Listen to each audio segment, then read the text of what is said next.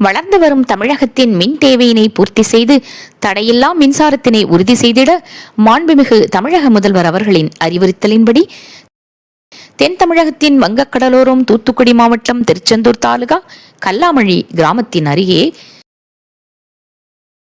உடன்குடி அனல் மின் திட்ட கட்டுமான பணிகள் முடுக்கிவிடப்பட்டு 660 மெகாவாட் திறன் கொண்ட 2 அலகுகளுடன் மிக உயர் அழுத்த கொதிகலன் மற்றும் அதிக செயல்திறன் சுழலியுடன் நேர்த்தியாக கட்டப்பட்டுள்ளது.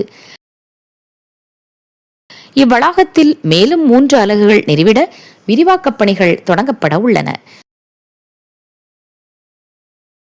தற்போது உள்ள 2 அலகுகளுக்கும் இனிவரும் 3 அலகுகளுக்கும் நிலக்கரி கொண்டுவர பிரத்யேக கப்பல் தளமும் மூடிய கன்வேயர் அமைப்பும் கட்டப்பட்டுள்ளன.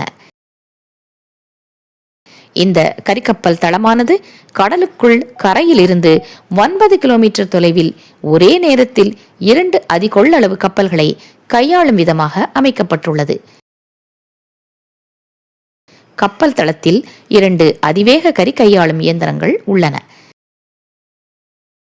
கப்பல் தளத்திலிருந்து அனல் மின் நிலையத்திற்கு சுற்றுப்புற சூழலுக்கு எவ்வித பாதிப்பும் இன்றி 9 கிலோமீட்டர் மூடிய கன்வேயர் பெல்ட் வழியாக நிலக்கரி கொண்டு வரப்படுகிறது. நிலக்கரி உடைப்பானில் அதன் பருமன் குறைக்கப்பட்டு அலகுகளுக்கு கொண்டு செல்லப்படுகிறது. கூடுதல் நிலக்கரியினை சேமிக்க 6 லட்சம் டன் கொள்ளளவு கொண்ட திறந்த மற்றும் மூடிய கரித்தளங்கள் உள்ளன. இம்மின் நிலையத்தின் தேவைகளுக்காக கடல் நீரிலிருந்து நன்னீர் உற்பத்தி செய்யும் இயந்திரங்கள் உள்ளன.